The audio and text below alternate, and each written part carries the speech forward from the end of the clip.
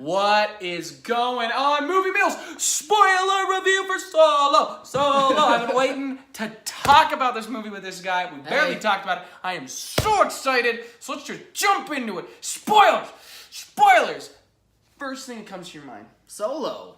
Well, and second thing. Han Solo. I'm not All right, good then with I'll this start.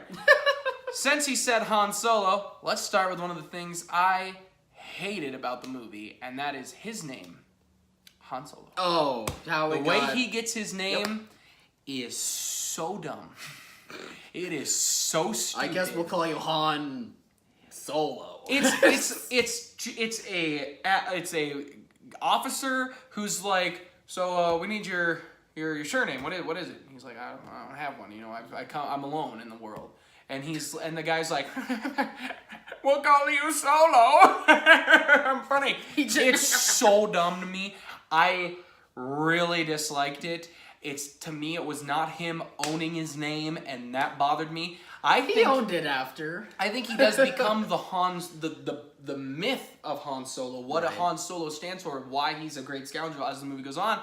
I didn't like that. I think it would have worked had he said to him, you know, I don't have one, I'm all alone. And then instead, when they have that pause, instead of the officer being like, oh, I'll call you Solo, if he kind of looked around and went, Solo, you know, had a James Bond moment. He's like, Solo, Han Solo. And he made it. And then that's him thinking of it, him owning it, and that would have worked much better to me. I had a conversation with a friend of ours today who doesn't like it. He's like, I didn't want to know anything about how he got his name. None of that. Excuse me. I'm fine with knowing his name. I just wish it would have been done better. I hated that moment. Sure, yeah. So now let's talk about something positive. Kyle, what's something you liked about Solo? Solo. Spoiler. No, as with the overall performance of Alden Ehrenreich, I think he did a pretty solid job. I mean, it is, you know, thinking about it, it's really hard to just try and reenact an iconic character as Han Solo. So you don't think he pulled it off perfectly? I mean, it's really hard to say, because there's definitely moments where you're just like, that feels like Han Solo to me. And then there's moments where obviously, like, maybe it's just him growing up to become the Solo that we know now. So I guess some people could just have the problem of being like, that's not the Solo is that what I know. you think? No, that's not what I think. I think he just did a pretty solid job. I mean, it would be really tough to nail this character, and I think for the most part he did what he needed to do. But there and it weren't stuck the moments landing. that you thought he didn't feel like Han then. I'm just saying that there could have been. But what I don't get you at all. He did good. That's what I'm saying. I think he did good. fantastic. I think he's Yeah, Han Solo okay. through and through. I think Nice. the moments you're talking about are just a younger Han Solo. That's It's what Han, I'm just younger. saying. Yeah. Oh, well, it sounded like you were saying that you thought he did a good job. Some people might say at moments he wasn't Han. He Yeah. was... the way you were saying it sounded weird. Oh, well. It sounded like you There were we go. giving your reasons why you... It sounded like you had thoughts of why you didn't think he was good as Oh, I Han, see what and you you mean. weren't answering the question. No. He's fantastic. Okay, cool. I think all of them nail it. Cool. I think every performance is so great. I Yeah. think Donald Glover is fantastic as Lando, born to play a young Lando. Yeah. I was so Love scared that for casting. Emilia Clarke. Love that casting from day one. Oh, I was so scared for Emilia Clarke. Outside of Game of Thrones, I haven't liked a single thing she's in. Oof. And she's got a little bit of a reputation for not necessarily being the best actress. And even on Game of Thrones, some people don't think she's the best. Oh, interesting. And I think she does kill it in Game of Thrones. And I think she did fantastic as Kira. You know, towards the end with her big plot twist reveal that, oh, I'm gonna be the bad guy and not join with Han Solo again as lovers. I thought that I saw that coming for the most part. I was like, yeah, she's not gonna rejoin him, and they're not gonna. I mean, because obviously, like, we know what happens with Han Solo, like he ends up with Leia and all that. But I just thought I liked her character. For the most part, but like her plot twist and Woody Harrelson's plot twist as well, I just saw them coming, and the movie is a little bit predictable in that way, but the characters themselves are solid. Yeah, to me, though, like, as I saw that coming too, but I don't think that's bad because they both said it. And that happens all the time. It happens in lots of movies like Game of Thrones, where they literally like, dude, don't trust me. I'm going to betray you. And she says, you haven't seen me in 3 Yeah, years. but I can't just But you could run tell, away like, with there you. was those moments where they're like, oh, are they gonna betray? And you're just like, yeah, they're gonna But betray him. but for us, yeah, we know. For Han, he doesn't, and that's what's important to me. And that's Okay, why I like yeah. it, because Han hasn't been through this situation where a love interest just betrayed him. And Yeah. now it makes sense why he's so off and on with Leia, why he runs away with, spoiler alert, when Ben goes nuts. Oh! Why he runs away. Like, that makes more sense to me now, because you know that he's been through this, and love is now a hard thing for him. Yeah, and, okay. and That's a good point. with the betrayal, I did see the betrayal coming, but he also told us, like, that happens in Game of Thrones too. Like, it happens in a lot of stuff when they're like, don't trust me, and then they trust him, and they're like, I trusted you, you betrayed me. But for Han, this is good. It's Yeah. good that he got the betrayal. I liked it. Okay, cool. Yeah. What else do you like? I like we were saying earlier, Donald Glover is really good in this role. Like, I really liked his casting from day one. I think he's one of the most talented guys in Hollywood, He's probably one of the especially most talented guys on the planet right now. especially right now with everything that he's just been killing lately. I think that he was the perfect casting. I thought they really embraced the role of Lando. I really liked that some of the jokes that they made towards his character, especially with all the capes that they have, Calling the him cape closet. Han, Yeah, continuing throughout. Yeah. especially. And I really like that they introduced us a narrative to like how they became frenemies, friends, or however you want to say them. But I really like that they showed like these little fan service sneak peeks, like how Han is going to be able to get the Millennium Falcon from Lando when he finds out that Lando the famous cheats game in and the famous that they've game he alluded cheats to, too, yeah. and then when he's able to make sure that Lando doesn't cheat, and eventually it's at the end. It doesn't really say like Yeah, does. and it oh wait, no, it ties- does say that he Yeah, wins, it, actually. it Yeah, does, so- and it ties into episode 5 when you meet Lando, when they Yeah. have that discussion like, oh, you weren't supposed to. The Falcon's mine, and Yeah. they have like a fight over it. I like the timing of that too, because you thought it was going to be in the first game that they had. Yeah, in the beginning it's of a the good movie. misdirect. Yeah, exactly. So I thought that part was done pretty well, and it made me enjoy his character. Yeah, another thing I want to talk about is the Woody Harrelson thing is predictable, but I liked how Woody played the character. I Yeah, thought he he's did a good so job. solid in just about Tandy everything. Newton, who played his love interest, as well as Jon Favreau playing Rio. That was Jon Favreau. Okay. Yeah, and I was nervous because I was like, oh, is Jon Favreau's voice going to take this away? Didn't at all. I Yeah. thought it was fantastic. I really liked that character. I loved how he kept calling Chewie Wookiee the whole time instead of Wookiee. How great, but no, sorry, you continue. You continue. I'll ask you later. Are you going to talk about the Chewbacca stuff? Yeah, We'll get to Chewie. Yeah, sorry. I really did enjoy the characters. I like how they push this theme of like everybody's got someone, and Yeah. Han's like, I don't, but you got Chewie, Han. You got Chewbacca. And that's all that matters. And they die pretty quick, and I didn't see that Yeah. coming. I thought they'd stay on a lot longer, Yeah, and I me kind too. of liked that. I think it tells Han that just because you jump into something doesn't mean something's going to work it out also perfectly shows. every It time. also shows the kind of life that he's about to have. Yeah, where that people die. This is serious. people can die. It goes south very fast. Happy endings are always in Star Wars. Yeah, well, I guess. Yeah. Sure. So yeah, you want to talk about the Chewie stuff? I do. What about it? I like it. Fantastic. They got Chewie and Han together. The They chemistry nailed was, it. Yeah, the chemistry between them was one of the strongest parts of the movie for sure. Might be the best part of the movie. I really love the scene where you first meet them because I was wondering like I wasn't quite sure how they were gonna do it anyway, but like how it was gonna work out, and like from right when they first meet in like the dungeon, they're having like the mud fight or whatever, and then Han finds a way to break out using Chewbacca's skills, and it just from there it worked out pretty well. I thought anyway. The moment with him being like, "Arr, arr," and he's Oh, where doing the he's speaking- Chewie, he's speaking. Chewie language. No, I know the name of it. It'll come to me. Chewie language. It'll come to me if you stop talking. Chewie language? No, it's not what it's called. Oh, it's gonna bother me now. I know what it's called, but I got a computer. okay, let's just talk Star Wars. I like that scene a lot too. One of my nitpicks of the movie, and this isn't fair, is I wanted to go to Kashyyyk. I wanted them to talk about the life debt, and they don't mention it, and it stinks. I Isn't it- wanted that. Wasn't the life debt when he kind of just helps him get out of the... It's when he saves his life. Yeah, he helps Well- him. He saves his life a few times, Yeah. and that builds up his life debt. And they mention that in other canon that's already out, some of the comics and a couple of the books, I believe, is they, and I haven't read them, I just know they do. I just watched Jedi Council. You skipped a few Collider. pages, I get it.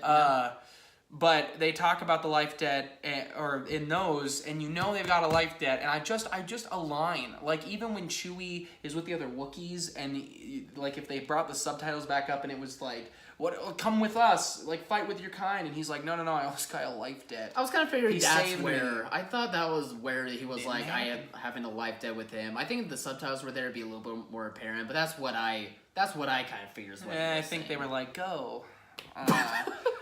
Hey, come with us. But No. their stuff is fantastic, from just the your handsy The back, to, the handsy joke, the Yeah. back and forth. to when Chewie like, "I'll get a drink," he turns around and he's got a drink with a girl and Yeah, he's he's like, like- "Okay," like, yeah, I really like this, but we're gonna transition to the end after the Kessel Run when he's like, "I'm the first pilot to do the Kessel Run in 12 parsecs," and then Chewie says something. He goes, "Well, if you round down," I think that's hilarious. Yeah, that was I think well that played. also makes the line in The Force Awakens when she says 14 parsecs, and he's like, "It was 12!" And like, you know now that it was probably like 14, 15, and Han's rounding really far down. Like, I think that's really funny. Yeah. I really liked the Kessel Run scene. I was gonna ask you, yeah. As a big nerd, I remember I didn't read a lot of the Legends books. I watched a lot of the movies, the Clone Wars, all the shows, and I read some of the Legends books, but it was hard for me when I was younger to get into it because there was so much, and I never knew where to go. So I read a couple of stuff, some of the Darth Revan, some Obi-Wan spinoffs, but I like that they... I lost my train of thought completely. What were we talking? Oh, the Kessel Run. I'm not for the quite Kessel sure. for the Kessel Run, I hadn't ever read anything or heard anything of what exactly the Kessel Run was. Like, I knew Kessel was a planet, but I wasn't exactly sure what he's doing, how he's doing it, like what's going on. And when they announced the Han Solo movie, I'd always thought about Googling it and figuring it out, hearing what the Legends were saying and a lot of that stuff. And when the movie came out, I was like, no, the Kessel Run's going to be in it. I want to see what the canon version will be. And I really like it that it's this huge cloud of clashing planets with monsters, and no one's been able to get through it in under 20 parsecs, and you have to follow that road, and Han does it, and he does it in, 12. And I think 14, it 15, helps sure. bring the mystique, and I love that the Falcon is so different with Lando, and the rumor was before the movie that like, oh, Han made modifications. Han modifications was beating the crap out of it during the Kessel Run, and they just never completely fix it. Yeah. And I think that's fantastic. Like, Han made his modifications, and him walking into the Falcon for the first time as he sits in the front seat, or like the pilot seat. And That was a cool experience it's for a like cool viewers, moment. I think. Yeah, it's really It felt cool good. when It felt good. he's clicking everything, and I like that they show more of the actual ship as well. they built the ship. That's insane. They Yeah. built a real Millennium Falcon. That's and pretty to cool. see a lot of it is awesome. And to see the transition, like the pictures now of what they've looked like throughout the movies is so cool to see how it's aged. And Yeah. I love that too. What else you got? So Han and Chewie, great. Any other moments about them you want to talk about? Not with them. I want to go into spoilers that I was saying. I think that the characters were done great, and I thought the actors did a great job with what they were given to make these characters work so well. I felt like some of the development between all of them, or at least with some of their character arcs, didn't quite hit as well. Like, especially some stuff with maybe Han and Ben I didn't think it worked as well. Bennett and I forget his love interest, but I felt like that was completely brushed over a bit. What are you talking about right now? What? Bennett? The... Oh, I just heard Ben, and You're I was always- like, we're not talking episode 7 right now. I confuse you so much. I'm Well, so sorry. I get it. Yeah, okay. I'm Yeah, with you. so anyway, it was just as the movie was trying to move itself along so much that I just had a hard time of like trying to really establish like a real connection between some of the characters and what they were trying to go through as the journey was progressing. So that was kind of my biggest complaint about it. No, I didn't feel that. If we're talking biggest complaints, I thought all the characters did it. I felt for him. I was in. I was down. Yeah, sure. My biggest complaint's L3. I hated L3. Yep, right there with you. Absolutely hated L3. Right there with And you. I had a conversation with my girlfriend who we saw last night, and I love seeing Star Wars with her because she's a film lover. She's studying film, but she's not a Star Wars lore deep fan. Someone like this guy. And so I love talking about it with her, and like there's L3, I get it. I get the droid thing. It took me out of the movie. It's trying to be relevant in today's times, and that's fine. That's fine. The Last Jedi does that. It's fine. Don't do it with a whiny character that the second she shows up, she's just screaming and hollering equal rights, and every time she speaks, it's about droid equal rights. And it just got on my nerves. I was so glad she died. And it's not a bad thing to the actress. I think the actress did a great thing. But like, were they trying to make K2SO? I don't know. I wish they kind of would have made more like K2SO. I'd rather be like, it was just a copy of K2SO, so it's fine. I disliked this droid, and this is the first droid I actively really disliked. It was Jar Jar Binks. It was whiny. Ooh. It really was. It was whiny to me. It's a plot. She's a plot device. Yeah. She exists so they can have a rebellion to get away with what they need. That's the only reason she's written and exists. Yeah, that part And worked well. Once the rebellion starts, I like the second the Wookiees are seen, I'm down. Yeah. The other Wookiees look a little weird. I get they were trying to get them to look like they were mangled, but they looked a little weird, but I was fine with it. Okay. And I love seeing that with Chewie, them helping out, the fighting. But when L3 died, I didn't care. I didn't really care when Lando was upset. And I'm pretty sure under my breath I went like, oh, thank God. Yeah, I know the book Last Shot actually goes into L3. Like, as I was saying this, really? had L3 had moments of, like even if we first saw her, she was just with Lando at the table. And then as they were leaving, she saw the droids and went over and was like, and he was like, tried to stop her, and she ran over and was like, you can't do that. I'm down a little bit now. Now I'm not. I haven't been introduced as just a whiny character. Now I'm in. To the yelling. If you introduce it in a way and present the storyline in a better way, I'm all in. I'm in. I'm fine with social issues being brought up in Star Wars. I love that in film, but you gotta execute it right. And just introducing a character who is just whining about it the whole. I liked her one moment when she talks to Kira in the cockpit about it's just us girls. And I'm fine with that, and it works for me, mainly because the Millennium Falcon is made up of 3 droids, is the rumor. L3 is one of them, the navigation system. I don't know the others yet, I'm not that nerdy. And maybe we don't know, it might not be out there in lore yet, I don't think it is, but in the canon. But it makes more sense now why in episode 5 and 6 he refers to the Falcon as his baby.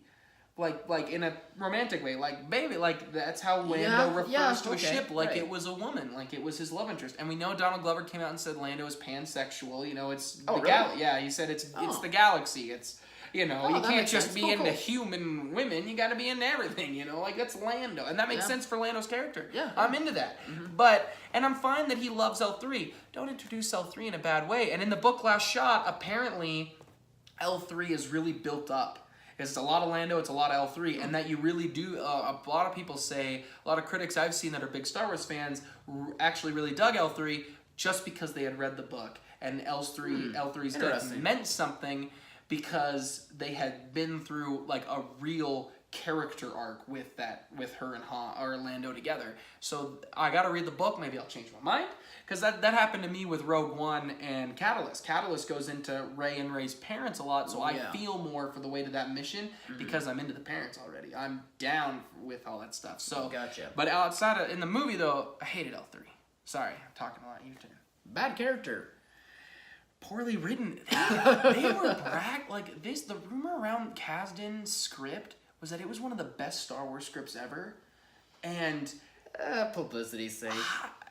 No, it was like a leak that came out of like a Star Wars thing. Like somebody talked to Kasdan and read it. Again, said it to somebody else. I don't know. Because not many people knew about that rumor, but I had heard about it off Collider, and I don't get it. I think it's a fine script, but it's not perfect because it's got some really good moments, some big flaws to me. Yeah. And maybe maybe it was a great script, and it was because you can ruin a great script with editing. So maybe that's what happened. I don't know. Yeah, maybe.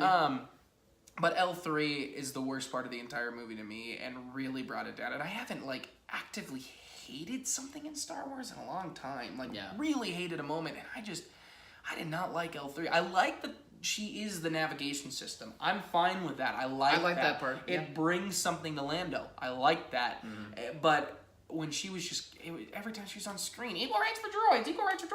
And I get it. Let's get some droids, some equal rights. I'm all down. But Stop hollering about it every time you're on screen. Let's have a build up. Let's relate. Like come on now. Come on. I'll relate to a droid all day, but you gotta come on, Kasdan, write it better. I'm sorry. All right. Well, how about we switch this to something positive and talk about Darth Maul entering the situation? Ooh, let's talk fan There we go. theories. There we go. All right. All So I want right. to hear your thoughts because I knew that Darth Maul was alive from episode 1. Yeah. Actually, technically, Darth Maul is dead.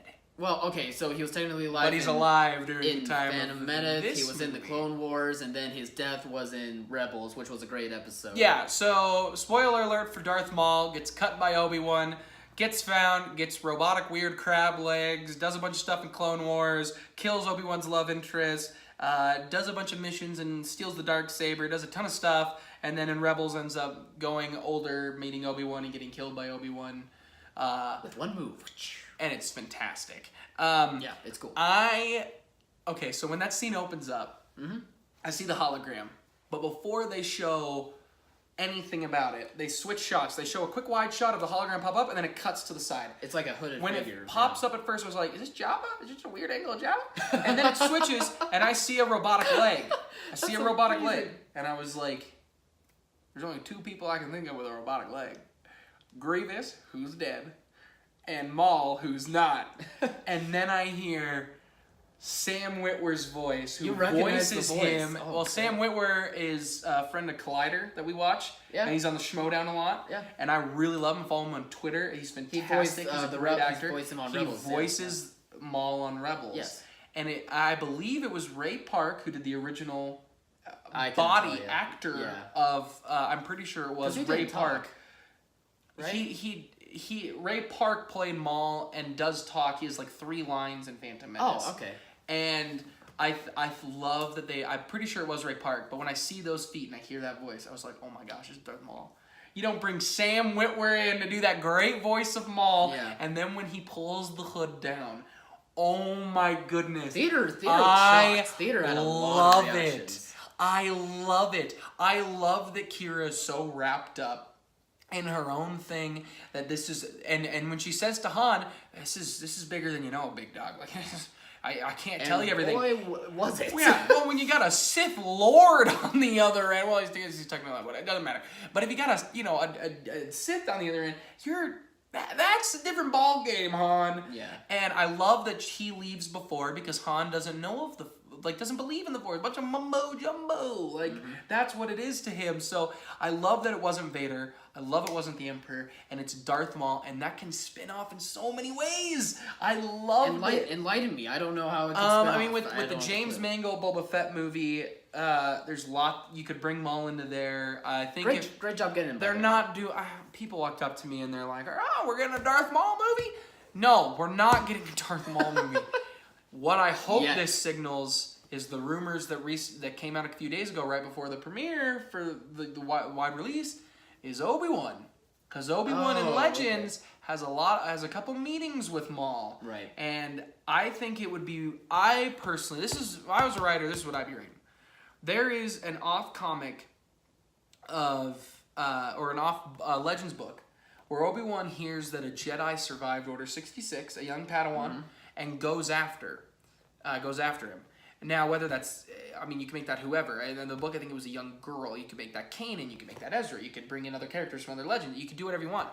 But I think it would be cool if Obi-Wan ran into Vader and Maul in one movie again. And, Oh, jeez. Yeah. or even a 3-way battle would be insane. Like, Oh, if all that would three, be aw- if that would be all cool. 3 of them, That would be cool. if all 3 of them hear of this, and Yoda hears about it, but Yoda's like, I'm old, I'm waiting. Like, but it'd be so cool if they all heard it. Like he's in Mos Eisley, and So it's Obi-Wan like a hears chase. it, and Obi-Wan goes, I gotta go find this girl.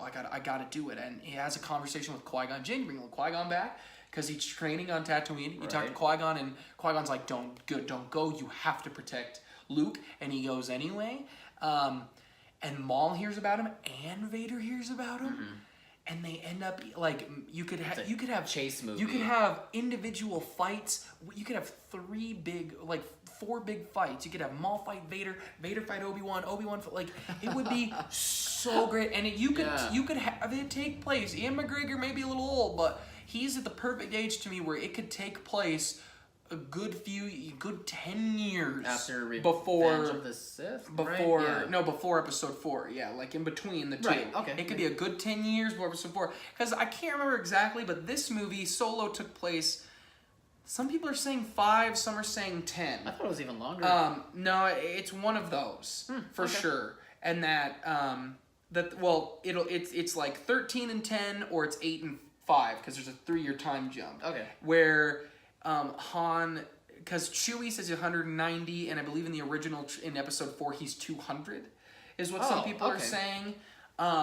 Because if they do a Han Solo 2, which they could, because he is signed up for 3 films, if they do, I would love to see him and Chewie do like a road trip space movie, doing what gets them in trouble in episode 4, doing a couple runs with Jabba, and then he's in debt to Jabba, and then he's hiding out in the cantina. Yeah, I'd like that. But anyway, back to the Maul stuff. I'm getting nerdy. I'm getting sweaty. Hey, no, I love it. Go for it. That's like the first dream scenario I thought of. I don't know what they're doing. Another way is he could be in the Bounty Hunter. He could be in the Boba Fett movie. He could be the one to hire Boba Fett to go do something. To hire a bunch of bounty hunters, maybe go find a Matt. He's obsessed with Obi-Wan. I mean, in Rebels, he's just obsessed with Obi-Wan. Same in Clone Wars. So maybe he hears that there's a relic that'll lead him to Obi-Wan. He sends the bounty hunters out to find him, and you don't. They've talked about an Ezra movie, a live-action Ezra from Rebels. You do that, you can throw them all into there. There's a lot you could do, and I like that Kira's involved with him. I even was talking with a buddy of mine today, where if Han Solo's in a second movie, and he runs into Kira again, and he's like, "Who's this big shot that you've left me for again?" And she's like, "Oh, it's nothing." And he's like, "Well, I heard it was like a Sith or something." And she's like, no, that's a myth. That's fake. The Force is fake. Trust me, I left you. That would be funny to me, where then he's like, well, why would I gonna believe my first love? And then that would make more sense to me. There's so much you could do. Maybe it's just a tease and they do nothing with Maul, but I think it's a perfect tie into an Obi-Wan movie. I know my triangle battle of Vader, Obi-Wan and Star Maul Wars is wet not dream. It's not gonna happen. I want it to happen. They all though. are trying to kill each other. I don't know if they're ever gonna have Obi-Wan and Vader face off again. Yeah. In between, but Maul. It's harkening back to everything, because you could hear when we left the theater. I don't know if you heard it, but when we left the theater last night, I could hear other fans being like, "Who was that? Isn't that the guy from episode? I thought he was dead." Like, it's telling people, watch these shows now. Watch the YouTube numbers go up on clips of Maul and stuff. Hulu, I don't know. Yeah, watch all that stuff go up a little bit of people being like, "Wow, he's alive." Okay. Gonna check all that and stuff he goes out. through more money, more merch. And Maul hates the Empire. He wants to kill Obi-Wan, and he hates the Empire for what Palpatine did to him. Yeah. So there's a lot you could do. I don't want them to do a Darth Maul movie. If we get a Darth Maul movie, if we get a Boba Fett and a Darth Maul movie before an Obi-Wan movie, I'm gonna lose it. Ian McGregor's the age and wants to do it. Why is this not greenlit? Because why aren't we on a Lando third film movie. yet? If we get a Lando, I love you, Donald Glover. I want to see Obi-Wan Kenobi running out doing stuff. If that's the one thing Kathleen Kennedy is so nitpicky about, well, we can't have Obi-Wan leave Tatooine. No, we can. It's okay. Luke will be okay for a week. He can come back. Oh my gosh. Clearly in canon, he came back. It would be fantastic, I think. Yeah. My wet dream's not gonna happen. But a Maul Obi-Wan rematch, because they allude in Rebels that they fought a couple of times. That's true. They did. That would be really cool, with neither of them winning and one of them just escaping. That would be awesome. I love the tie-in. I think it's showing they got plans. They teased the Darksaber in. Rogue One. They tease Maul. Connections to Legends. I do like that we got these awesome teases. Like Rogue One, we got an awesome tease of Darth Vader, and then in Solo we get great tease of Darth Maul. And I'm glad it wasn't Vader in this one. I thought it was the Emperor, but I'm then glad it wasn't the obviously Emperor revealed either. himself. Me too. I Like, that why it was would Darth Kira Maul. be so high up that why would this, Yeah. like, no, I love the Maul one. Yeah, so I like that they plan out these teases like that smartly, so. And we still got a movie with a lightsaber. Every Star Wars movie has had a lightsaber now. That's important. Yeah, okay. I'm starting to struggle because there's a few things that's happened in every Star Wars movie. The Wilhelm scream, that's been nixed. That is not in every Star Wars movie anymore. Okay. The hand getting, a limb getting chopped is still in every one, unless they're just counting saga films. If it's just saga films, then those are still true.